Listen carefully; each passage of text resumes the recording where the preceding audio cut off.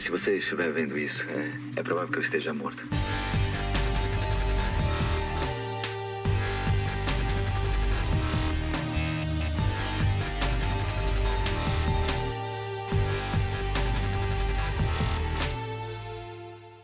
Olá, eu sou Rodrigo Bolzan e você está ouvindo o podcast oficial da segunda temporada de A Vida Secreta dos Casais, série original da HBO.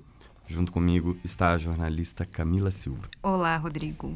Também aqui com a gente estão Bruna Lombardi, criadora, roteirista e protagonista da série. Oi, Bruna. Oi, tudo bem, Rodrigo? Tudo bem, Camila? Oi.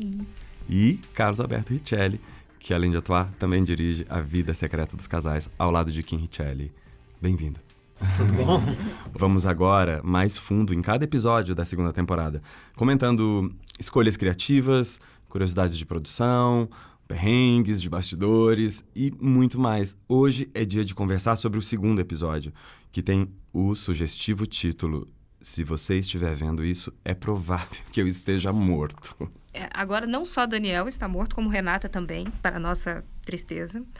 Mas não vamos ficar tão tristes assim, né? Não, tudo bem, uma pessoa não substitui a outra, mas não vamos ficar tão tristes assim. Teremos uma nova personagem, é isso? Uma nova personagem muito interessante, bonita. A Roberta. A Roberta, que é Ana Carolina Godoy, Ana né? Carolina Godoy. Muito boa atriz. Incrível. Quem acompanhar toda a série vai ver que papel fantástico, como ela está ótima. E é uma vingadora. Porque chega para descobrir o que aconteceu com a irmã, né? Assim como o Vicente, ela tem certeza que a irmã não é uma suicida. E ela chega e vai ser uma companheira para o Vicente nessa busca. Que responsabilidade, né? Porque tinha uma sintonia irresistível entre Vicente e Renata. A gente estava super curioso para ver como isso ia seguir e ela chega com essa missão. Como foi encontrar a Ana Carolina para esse papel? Imagino que tenha sido... Foi encontrada pelo Kim. Olha. Foi a primeira opção. Ela já entrou, eu já achei que era a Roberta, a irmã da Renata, e que ela e Vicente iam se unir na missão de vingar e descobrir e vingar a morte da Renata. E foi o próprio Kim que fez o convite ou um de vocês? Era Natal. Aí eu peguei o telefone, liguei para a Ana e falei assim, olha, eu estou te falando isso em absoluto sigilo, porque a gente não é oficial ainda, mas eu quero te dar um presente de Natal, que você passe o Natal feliz. Ai, que delícia. Você vai fazer a nossa série, você vai ser a Roberta, você foi escolhida. E ela, do outro lado, ficou super comovida, chorou. Ela falou assim, melhor Natal possível, né? Uau. E eu fiquei contente de poder dar isso antes do tempo e fora, completamente fora da coisa oficial, né? Mas eu sou meio subversiva. Que ótimo que você oficializou. E a gente vai poder conviver com Roberta. Bom, esse é um diferencial, uma coisa que surpreende nessa segunda temporada, o salto de número de personagens, né? Na primeira temporada a gente tinha 90, aqui a gente chega a 136. A gente estava conversando aqui em off. Essa autora, viu? Nossa! Mas é que eu adoro ator, então eu vejo um ator, eu logo quero dar um papel para ele. Eu falo assim, Mas algum papel eu vou dar para esse cara, não é possível. A gente vai ao teatro, a gente vai ver tudo, né? Tudo que dá, claro. E a gente sai da peça, ela já está pensando em escrever. Não, outro dia, no meio da peça, eu já escrevi uma cena para a pessoa que eu estava vendo no palco, isso, entendeu? gente. Então é duro, porque se eu pudesse, eu teria 300 atores. Eu teria todos os atores do planeta que eu gosto. Uau. Lógico, eu adoro ator, eu gosto de ver eles trabalhando, eu gosto de poder dar uns bons... Porque, assim, não existe papel pequeno. Não existe. O papel pode ser pequeno, existe bom papel. O papel é bom, o cara pode entrar, ter duas falas que ninguém esquece, ele brilha, ele vai fazer super bem. Não é uma questão de pequeno ou grande, entendeu? E o cara pode ter um papel enorme sem enfadonho, né? Graças a Deus não é ninguém na nossa série, todo mundo é ótimo. Mas, enfim, então eu acho que o cara, assim, para mim, todo mundo tem que entrar para brilhar. Vou esticar um pouquinho nesse processo de escrita que gosto bastante. Na vida normal, a gente tem ninguém só, todo mundo está vivenciando várias coisas, a gente está vendo cenário político, e, enfim, tem questões sexuais. Mas aqui eu acho que vocês fazem essa escolha, assim. Vocês poderiam falar, por exemplo, só do Tantra, poderiam falar só sobre o universo hacker e poderiam falar só sobre políticos. Queria saber quando e como é que foi tomar essa decisão de ter esse universo tão De camadas. De camadas. Eu sempre acho que as coisas se relacionam, né? A nossa série tem essa proposta de ter um arco grandioso. Ela tem uma proposta de ter um olhar abrangente. Eu sei que é uma proposta ambiciosa, a série nasceu ambiciosa, continua ambiciosa, e assim, mas ao mesmo tempo eu acho que eu quis escrever sobre uma coisa que eu achava muito interessante, e a primeira pessoa que eu acho que tem que assistir uma série com muito interesse sou eu mesma. Não adianta eu escrever uma série que eu acho chata, não, eu quero me interessar muito, e eu me interesso muito pela série. Então, eu falo assim, bom, se eu me interessar, acho que os outros vão se interessar, eu faço o que eu gosto. E as camadas eram essenciais. Era essencial percorrer essa complexidade que é a teia humana. Sabe? A gente não vive um mundo linear, um mundo simples. A gente vive um mundo de coisas que se entrelaçam, e para você descobrir os fios das meadas e dissolver os nós, você leva uma vida quando consegue. É uma proposta ambiciosa e você é destemida, porque você abriu um monte de janelas que a gente vai acompanhando aqui ao longo dessa segunda temporada, e a gente fica querendo a terceira, a quarta. Eu quero que você tenha, muita inspiração, Eu queria entender do Richelli como é que chegam esses assuntos. Porque às vezes a gente acha que a gente conhece as pessoas e do nada elas surgem com algumas coisas. Já vi você falando, do nada ela surge com isso. Eu nem sabia que ela conhecia isso. Bom, eu sei que a Bruna é essa explosão de criatividade, né? E de personalidades. Porque ela se interessa por tudo e ela pode fazer tudo muito bem. Ela tem essa capacidade, né? Eu sou muito orientada pelos meus personagens. Então, quando o personagem é o foco, você automaticamente é conduzido por eles. Ou seja, você tem que se virar para acompanhar aquelas pessoas, e não o contrário. Não os personagens é que têm que acompanhar o desejo do autor. Por exemplo, no Amor em Sampa, de repente eles começaram a cantar. E eu falei, eles estão cantando. Então virou um musical. Ai, que maravilha. Então eu não sei, de repente, na nossa série, um dia eles cantam. mas, enfim, os personagens, a hora que eles começam a ter vida própria, eles realmente fazem coisas surpreendentes. Então agora eu vou ter que perguntar. Isso, é isso.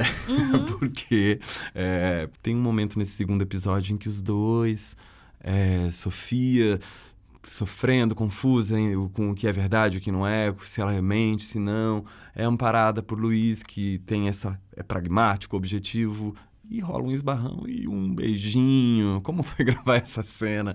Isso é uma muito pista falsa. Muito difícil pra vocês dois, né, gente? Ninguém nem se conhece. Como vocês tiveram... A gente vem se beijando faz tempo. É muito bom, é sempre bom. Ele vê que essa mulher caiu num lugar que não é o lugar dela, né? De repente, e nesse momento de muita fraqueza, de uma delicadeza imensa, ele se sente compelido a ajudar, a tomar conta, não é? Suportá-la. E claro, mesmo sendo casado e tal.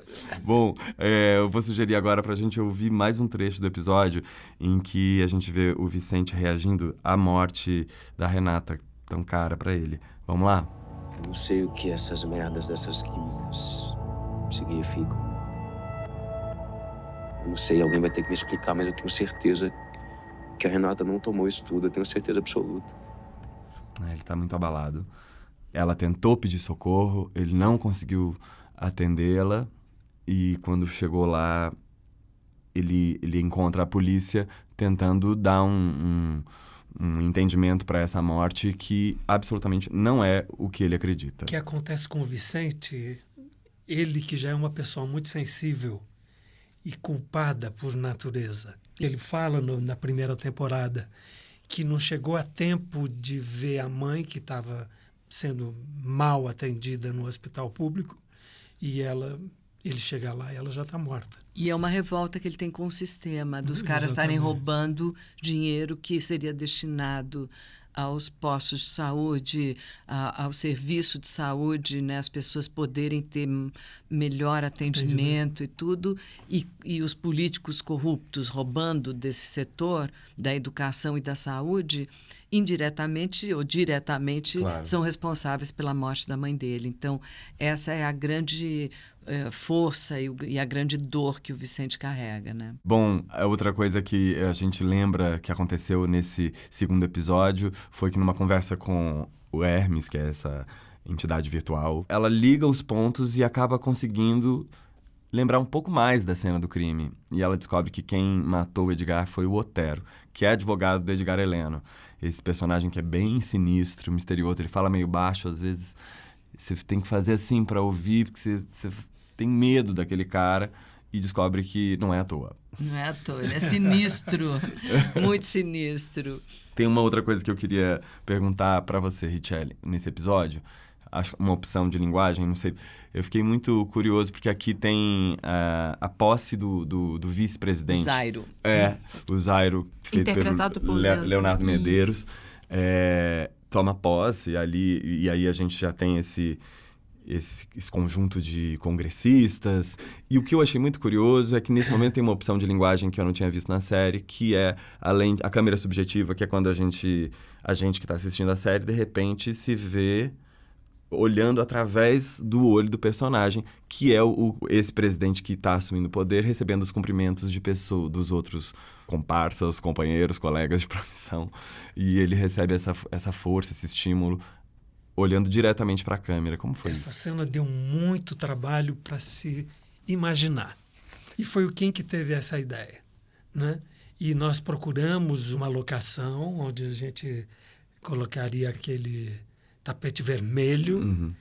E a gente queria muito ver esse presidente. Ele, um cara inseguro, falando com aquelas feras. Gostariam de estar no lugar dele. Sem dúvida. E vão tirar dele tudo que eles puderem, né? E querem fazer dele uma marionete. Mas a gente deu a sorte da Bruna. A gente aqui tá gravando, enfim, num tempo paralelo do pessoal que tá assistindo, mas ela reviu recentemente o segundo episódio. Tem um diálogo que você lembrou, que você falou assim, meu Deus, o que foi que eu fiz aqui e que se conectou com essa realidade atual? Foi uma coisa muito interessante, porque depois que a gente filma, vai para edição, vai para finalização, efeitos especiais, tem todo um grande trabalho de pós, né? E eles comentavam desde a primeira temporada, e muito, muito mais nessa segunda, a extraordinária atualidade do que estava sendo feito e dito. Então, eles falavam assim, nossa, parece que você escreveu isso ontem. E aí era assim, imitavam, as brincadeiras eram, eu jogo, em que eu jogo na Mega Sena? O que vai acontecer, não sei o quê, sabe? Como se eu tivesse essa bola de cristal. E que o Beto, da HBO, durante as nossas reuniões, o Roberto Rios, ele compreende que eu tenha tido essa grande antena com essas coisas que estão mesmo para vir. Assistindo uma das frases do segundo episódio da segunda temporada, é o Tasso, que é o presidente do Senado, falando assim, olha, esse ministro da Justiça é perigosíssimo, a gente precisa acabar com ele. E aí é toda uma outra conotação nesse momento atual. Então, essas coisas, elas são muito Sendo fortes. que você escreveu há 2 anos exatamente. atrás. Bom, a gente tem que encerrar mais este podcast da série A Vida Secreta dos Casais. Rodrigo, só relembrando que nesse episódio a gente descobre junto com a Sofia, na verdade relembra junto com a Sofia quem matou o Daniel, que foi o Otero. Tem essa aproximação maior entre a Sofia e o Luiz, a aparição da Roberta na série, crescendo também. E vamos pular, porque o terceiro episódio, ele tá muito eletrizante, qualquer dica pode ser spoiler, né? Sim, vamos pular essa sim, parte, sim. A gente já segue pra lá. Bom, vamos nos despedindo.